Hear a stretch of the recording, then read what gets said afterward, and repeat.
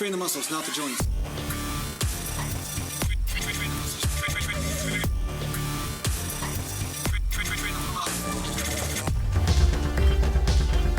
Welcome back to Natural Land Bodybuilding Mountain.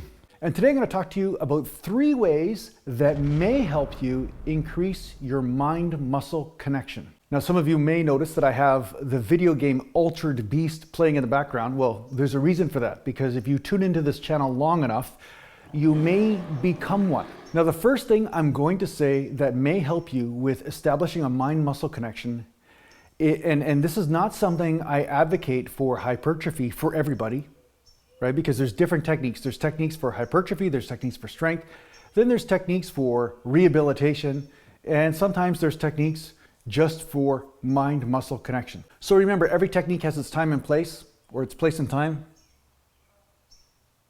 or its time and purpose. I don't know what.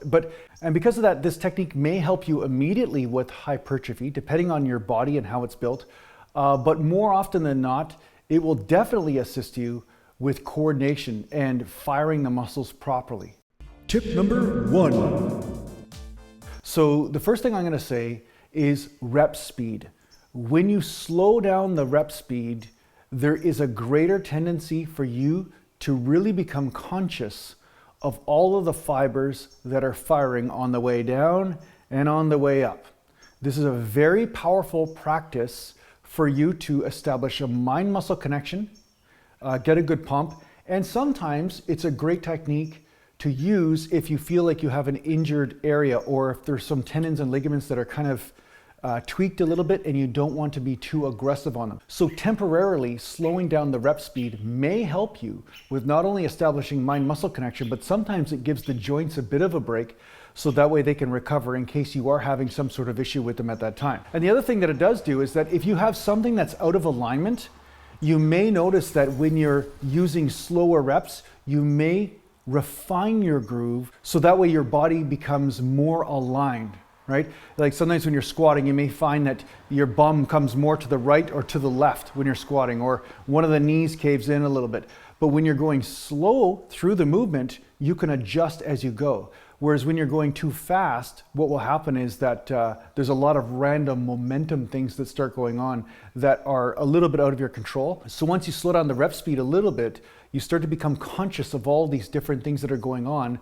And not only does it help you with mind-muscle connection in an area that you want to hit, but it helps you with mind-muscle connection throughout the entire movement, through all the muscles that are involved. That's my first tip for you to establish mind-muscle connection. If you're having trouble feeling something, start doing something slowly and see if you can establish a greater connection to what's happening. And if you're noticing that you're not hitting the muscle that you want to hit, well, then start adjusting your technique accordingly. So say you're doing a lat pull down and you're pulling straight down and you're noticing that you're getting all delt and bicep in there. Well, start sticking the chest out and bring the elbows in a little bit, and then lean back a bit and see if that helps. You see what I'm saying? But the trick is to do everything slow, and therefore you become very conscious of what's happening and how to fire the muscles that you're trying to fire. Now, tip number 2 is one that was a surprise to me back in the day when I started training in this way, but it naturally just started to happen. Tip number 2. And what this is training the body parts more frequently. I found that when the soreness or tightness was established in an area, it became easier and easier and easier for me to connect to that area. So, you know, when you're sore and somebody pokes you in an area that you're sore, you definitely feel it. Well, when you train and that muscle that you're training is a little bit sore, you'll notice that your mind-muscle connection deepens somewhat. It's like this perpetual pump starts to happen, and it becomes easier and easier to connect to that. So training the body parts frequently, even with lower volume.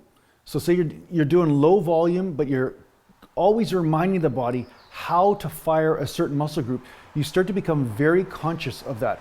And I noticed this with swimmers. They used to have a swim team in my town, and a lot of the guys that had pretty good physiques were a part of that swim team.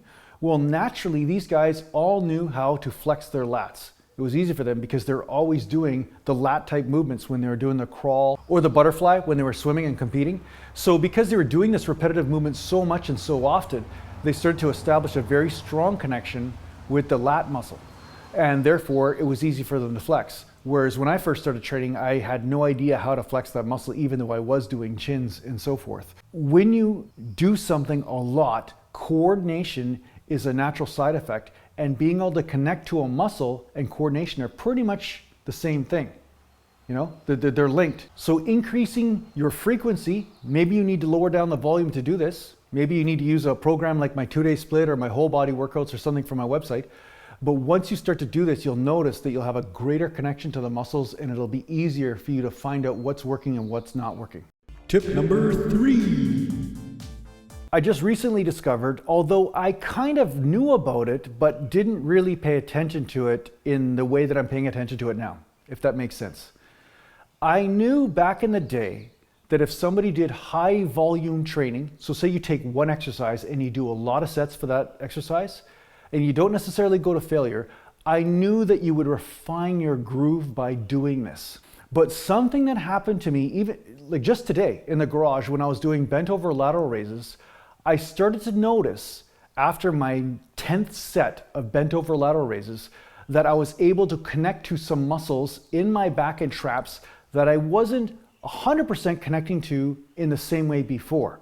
And it was only around the 9th or the 10th set that this started to happen. So I'm by no means saying high volume is for everybody, but if you are having an issue in connecting to a certain area with a certain exercise, sometimes doing a lot of sets, not taking them to failure, but doing a lot of sets in a row can start to penetrate through that numbness or penetrate through that lack of connection. I hope that makes sense. You know, you're kind of numb. It's almost like you're blind to an experience, and you're penetrating through it, and you start to experience the muscles in a new way. Now, the important caveat in this is that you are not taking the sets to failure, because we all know that coordination suffers when you are fatigued. If you look at any sport, you know, when I was playing hockey, once you got tired, your stick handling went to shit, right? Your shot went to shit, your skating and like your coordination, and you fall down sometimes if you're too tired. Coordination suffers once you hit the wall of exhaustion. So the trick is to this, if you're doing high volume to establish coordination, you don't want to take the sets to absolute failure. You keep, 3 or 4 or 5 reps in the tank. Say you're doing a 10 rep set or 15 rep set, keep about 4 or 5 reps in the tank for at least the majority of the sets.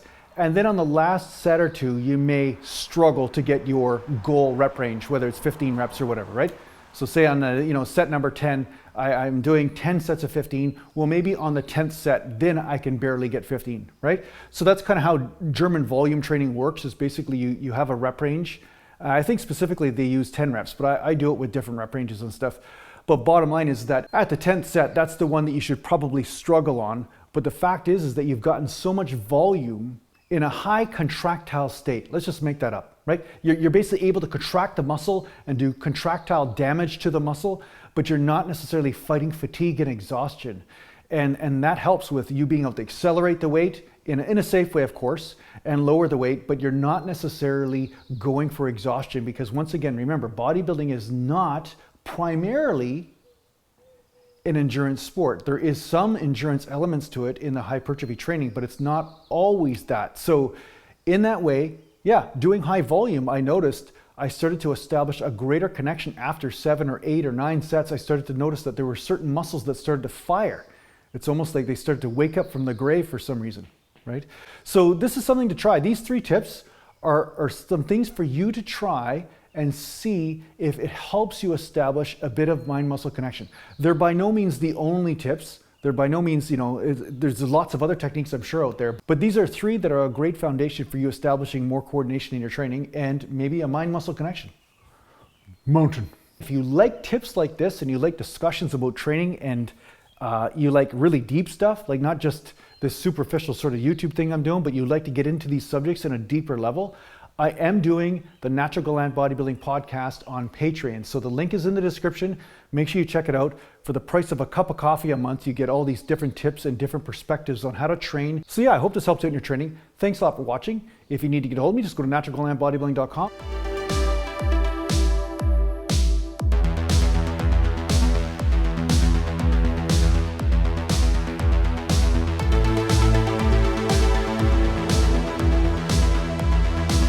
Natural.